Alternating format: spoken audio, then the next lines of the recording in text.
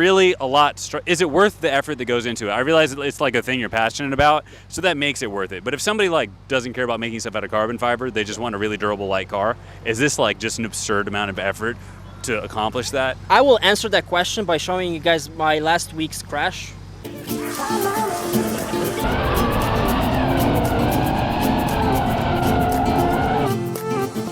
A new place, a new home for a while. Let me going better. Like. Nothing to hold me back. Take my time, just enjoy the ride. A new man passing by. Life is good, best I've ever felt.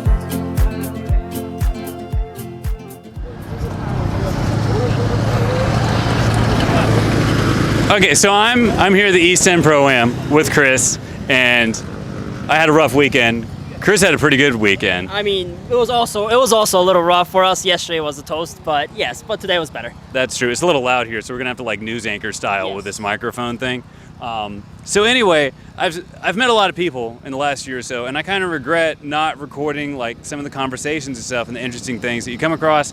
And anyway, so I'm gonna start doing that. And I'm here with Kris, and the first thing that kind of drew me to him is he has this like whole carbon body S14, and he did it. Him and his dad did it themselves. So I haven't talked to him about it at all, but I'm just gonna hand the microphone over to him and.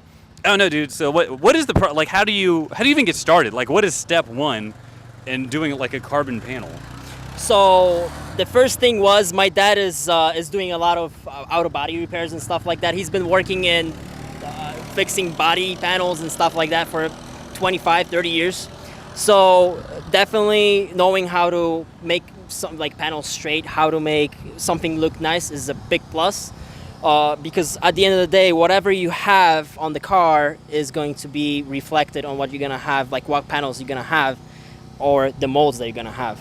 So I would say definitely out of body experience. We actually made the entire kit within probably 3 months from making molds and putting it out on the track. And we had to do it because my dad told me like, listen, I want the car to look good, and I gonna make it look good for you. So he literally just did that.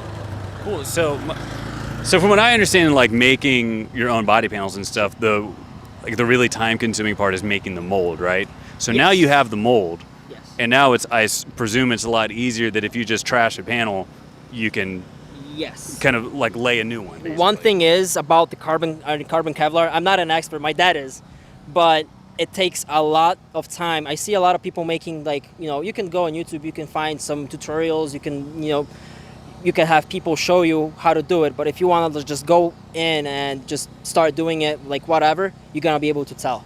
Like, when you're connecting, it was his first time connecting, because the sheet is like, when you get the roll of carbon Kevlar, you're connecting. Like you can see the connection line.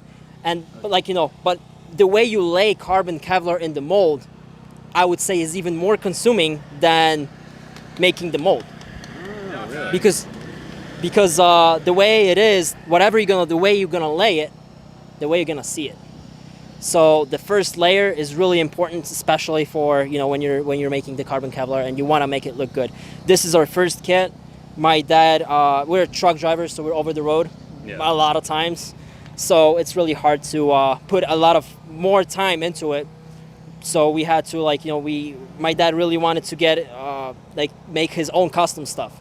We were basing and modifying other body panels off of different companies. We're trying to improve the fit. We're trying to do as much as we could, but with the time crunch, we were not able to just make our own kit, which will definitely come in the future. But that's just basically it. So That's cool. Yeah. So you basically took like existing maybe different over fender designs and stuff, and then you kind of helped use that to make the mold. You didn't basically make your design your old mold where you'll. So my friend had a bumper. I didn't have a front bumper for the Koki, and he hit a deer. So it was a quarter of the panel was missing, and he's like, you know what? If you want it, take it. And my dad is like, you know what? Yeah, I'll fix it. He fixed the entire bumper. He made the new lip all around. Because it was pretty much destroyed, and he's like, okay, I'll just make the lip and all that stuff. So he went for it. You know, modified the bumper the way he wanted to do it, and he did it. So there's no other bumpers like exactly like this. You know, when it comes to the fenders, I found these fenders somewhere. I don't even know where I got them from. But the fitment, my dad was really mad about the fitment of these fenders. I think they're, I don't want to put any companies out there. One of the bigger companies, fenders, one was shorter than the other. So that... You can tell he's getting ready for professional motorsports because he's paying attention to what he's saying. Yes, exactly. But that's really important, especially when there's companies out there. But people know what company I'm talking about. The fender over there is shorter than this one. Okay. And to make it fit, you know, he was like really mad about that part. But so the fender, I don't know how much he changed. He made him wider, a little bit wider. The doors are S14 doors, stock like S14 doors. We also use the different companies. Like I said, I'm not gonna mention names. We use the different companies' rear end. I wanted the S15. I kind of regret doing it now, but it is what it is for now. So S15 rear, and the fit was really not the best fit we were hoping for, because at some point we wanted to just run the fiberglass and just call it a day. But at that point we were like, my dad was like, okay, I'll make a new one. And actually this started the whole idea of the carbon Kevlar started with this, the rear. So yeah, we modified, we got the alignment, and we found out, like, let's just say right here, like, you know, the company that was making it with the proper alignment, it was, you know, we weren't able to actually fit the wheel in there. Okay. You know, we made the fenders wider, but we were still cutting through through the carbon. There's a lot of travel you have. Yes, that's yes. A lot of travel. After the first run, we made him. I don't know. I won't tell you exactly how much wider. Just a little bit wider, because I knew Adi Bakshis already had that problem with his, and I didn't want that. But after the first run, I already knew that it's going to be cut out, because literally you could see it burning through. So, yeah, I see that. the doors, carbon Kevlar doors. Yeah. That's crazy. So did you happen to? Did this have all normal like body panels on it before you started the process? No. This was bare chassis pretty much. So no fenders. Everything was cut up. After the strut tower, everything is cut out, and after in the back, the rear strut towers, everything is cut out. We just had the doors, and we were just sourcing the body panels left and right just to have anything to base it off of. But like I said, a lot of things will still get changed for the future, because my dad loves this stuff. So he wants to keep making stuff. He wants to modify and everything. He's really passionate about it. I'm more passionate about like engines and, you know, doing wiring and stuff. So. You're passionate about wiring. I've never met anybody who's passionate about wiring. No, I love wiring. Yeah, I'm curious, like, how much weight. It would be hard to know unless you weigh. That's why I ask if you weighed them both. I'm curious what the kind of what weight. Yeah, you haven't. So let me ask this question then. So this is the whole point of the carbon Kevlar, right? Is weight and durability. Yes. Right. So the whole idea, we kind of look at the back of the car. I mean, you know, this is normal drift car stuff. Well, normal high-level drift car stuff, but there's nothing going on in here. So you can run a wall, and this is just going to compress, and it's no big deal if you hit it. But I mean, it's like, is it really a lot? Is it worth the effort that goes into it? I realize it's like a thing you're passionate about, so that makes it worth it. But if somebody like doesn't care about making stuff out of carbon fiber, they just want a really durable light car, is this like just an absurd amount of effort to accomplish that? I will answer that question by showing you guys my last week's crash. The biggest loser of this whole crash was the taillight. I actually bent the frame. You bent the frame? I bent the frame. I've hit it right here. I don't know if you guys can see. Oh yeah, I see it.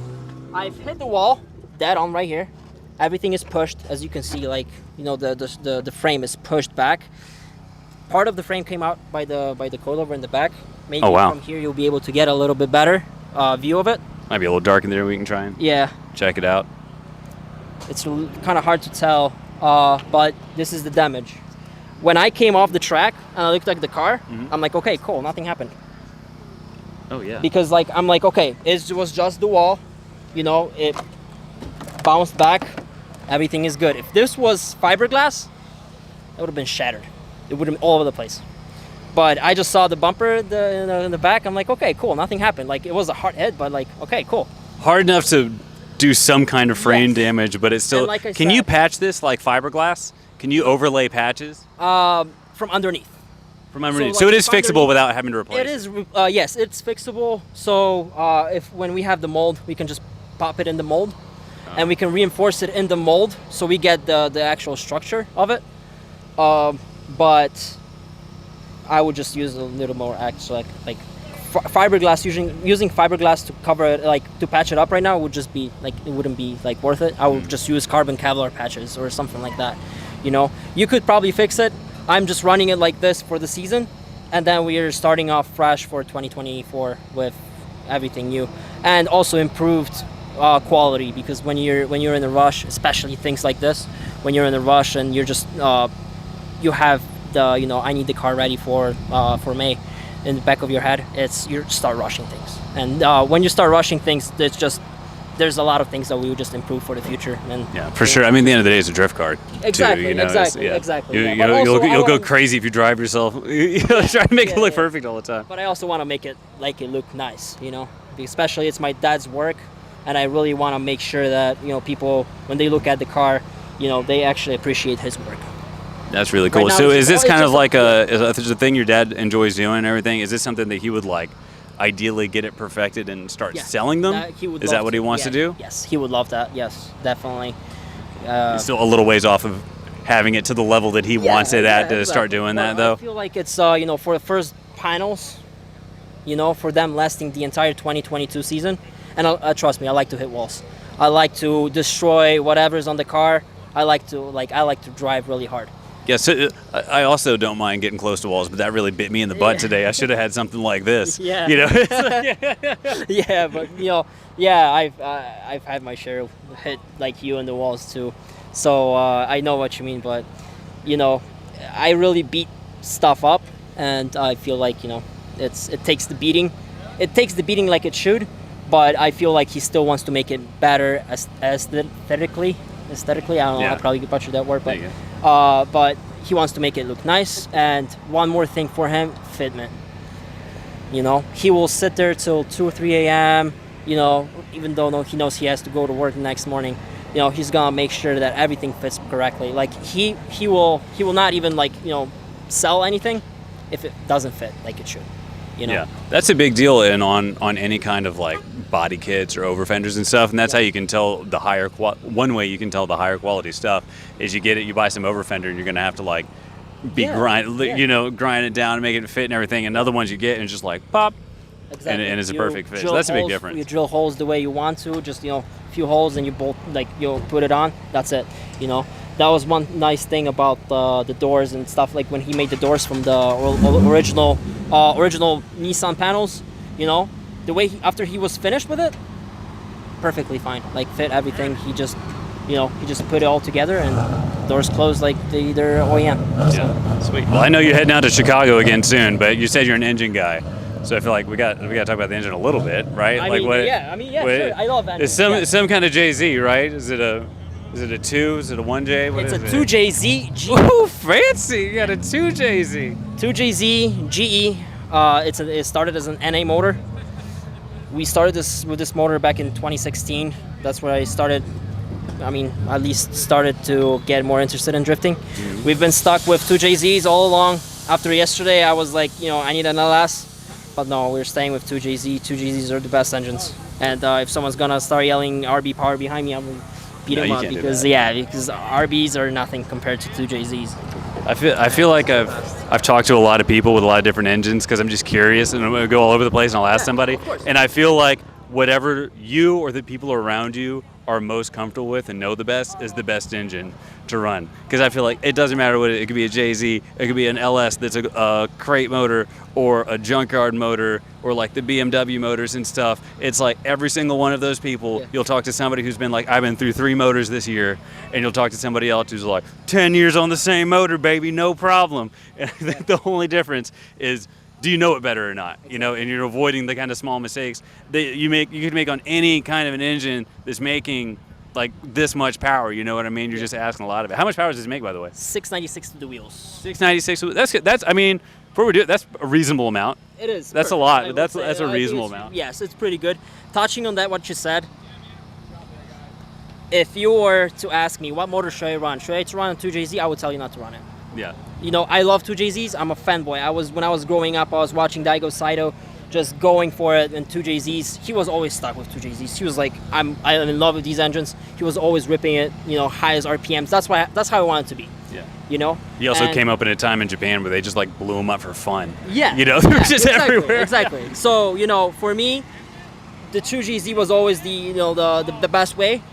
But obviously, judging by the, you know, top 6 or top 8 right now, everybody's riding LS. Yeah. If you ask me if I would do the same thing, I wouldn't tell you that, yes, I'm stuck with 2GZs for sure.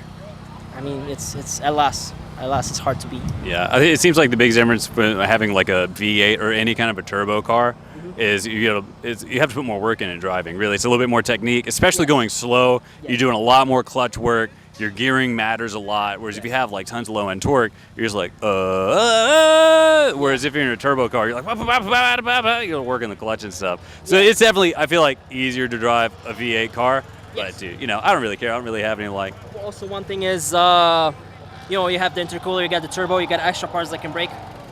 LS, one cam, you know, what can happen? Rocker arms, you know, like you have the, like, you know, the springs, sometimes the, you know, the push rods get bent and stuff like that. Yes, of course. But if you have some actual experience, you have someone who can give you that experience, you know, the LS is pretty much the best motor you can go with. For me, I was learning myself, you know, I blew probably through the first 2 years that I was driving, I blew I think 3 motors, 2 GZs, Ling Rans. I was going through main bearings, rod bearings, stuff like that. Those were U.S. market non-turbo ones though that you were turboing. So at least that's a little bit not quite as insanely costly. I was collecting these engines for a while. I have like 4 or 5 in my home right now. So yeah, I'm good with these engines now. Like I know exactly what the recipe is, but it took me a while to do that. Yeah. And back then, like there was not much people. Like right now, you have, you know, YouTube videos. There's a lot of people talking about 2JZ engines. Back then, it was just, you know, like, listen, I'll just put it this way, and if it blows up, it blows up. You know.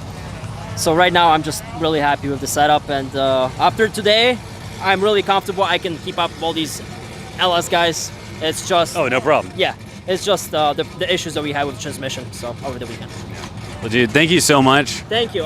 Chris. I really enjoyed talking to you, and I hope you're gonna record more of these videos, man. I know how hard it is on YouTube or other platforms. It is. I started myself too a couple times, but I wish you luck and just keep recording and. For sure, have man. fun with it. For sure, yeah, we're gonna do it. So, what do you have, like Instagram, anything if people want to find you? Instagram Kris_KMR spelled with KRIS. And I have a YouTube channel, same way. Okay. So. I'll get with you. We'll get those and we'll put it in the video because in and out. But we'll get it in there. Sounds Dude, good. thank you so much. Thank you.